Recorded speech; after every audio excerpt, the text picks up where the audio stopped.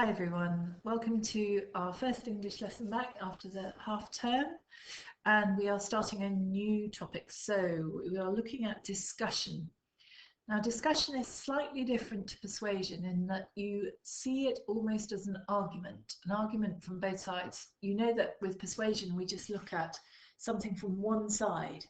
You're persuading something to do something, you're not giving them the ulterior motive to do the other thing. But in a discussion, we have to talk about both sides of the argument. So I'm just giving you a little bit of an intro into it because you're going to do a cold write today and you're going to write a discussion text or an argument whether what we decided on was whether children should return to school in lockdown. Now, if you're home learning, you're going to feel very maybe wanting to come back to school or maybe not wanting to come back to school, I don't know. So you're going to have a balanced argument as to whether you should come back or you shouldn't come back. So let's just have a little quick look. So the purpose is to present an argument and information from two differing viewpoints. So these are some examples. Ours are, should children come back to school in lockdown? And we normally start, the title is normally always with a question. So the structure usually starts with a question. We have an opening statement, so you introduce the topic. So you may think about talking about lockdown and what's happened and why children are at home. So it's a general, you use general, you talk about children, you don't talk about yourself. And then you write an argument for children coming back, and then the next paragraph against. And then you summarize it at the end in conclusion, and you can make your decision at the end. So our language features, you'd write it in the present tense because you are currently in lockdown. So you would say children are in lockdown, not were. You're going to use a variety of conjunctions. The third person, you're not going to make it personal. You don't say I, you say children. Impersonal voice, formal tone. So you try and keep it formal, and you might use some technical vocabulary like lockdown. So let's have a look at the toolkit. You need a clear title. An opening paragraph introducing the key issues. So what are you talking about? And then you go for your arguments for in the first paragraph and against. So these two are the really important ones, and then you finally have a conclusion, and the conclusion often has your own viewpoint. So instead of saying I believe that children should come back to school straight away, you might say something like children should come back to school for the following reasons, and then you talk about your reasons. You need to keep it in the present tense, and you might use, I'm not going to tell you too much about your conjunctions at the moment, but therefore or however or also or but or, you know, you have a think when you're writing it, what conjunctions could you use?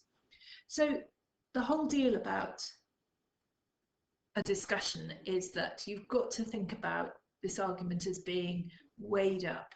You can't have one side more than the other until the end. So imagine that you were in a room and you were writing down what people said. So one person might be for something and one person might be against. So they're both going to try and be persuasive on both sides. So they're going to really persuade for children to come back to school and give all the good reasons why. And then you're going to think of all the reasons why not, why children should still stay at home. And you can come up with those reasons. If you're not sure about those reasons, have a little think. Why are you in lockdown? Why should you come back to school? And there are many reasons. You know, you're missing your friends. You're not working as efficiently. Maybe you're having to share your laptops. You're having to share the internet. Your parents have stopped from going for work. There are lots of reasons why you should come back to school straight away, but equally there are lots of reasons why a lot of people think that you should be staying at home because, you know, the virus numbers are still not down. You need to stay safe back at home. Once we know that everyone's safe, there's more of a chance of you catching COVID if you come back to school. So you've got that balanced argument. Try not to make one more persuasive than the other, and then it stops it being a persuasive argument. By the end, by the conclusion, you can then decide which one you're for or against. Okay, but try not to say I, just talk about it as a general. Children, don't say I feel that. It should be that society feels like, or the public, or children feel that you should be back or you shouldn't be back. You can just at the end, your final conclusion, write what you feel. Okay, so have a go. As it is, you know, don't worry, it's a cold write. I'll just go back to the toolkit again. So you need a title, normally with a question, an opening paragraph, key issues, you know, just a general discussion of what you're talking about. Then you need arguments for with some points, arguments against with some points, a conclusion that then includes your own, you know, this is your discussion, you decide which one you would go with. Make sure you use the present tense and use some conjunctions with it as well. And remember, it's cold write, so we're just seeing how well you can write. You should be fairly good because you've just written persuasively last term. So you should be able to remember how to write persuasively from one side or another. So use those persuasive arguments. You know, it's the same sort of language, but just do it for and against, and that's the only difference really. So good luck, and send them in as fast as you can, and we'll have a look at them, and then we'll continue with our discussion text teaching tomorrow. Okay.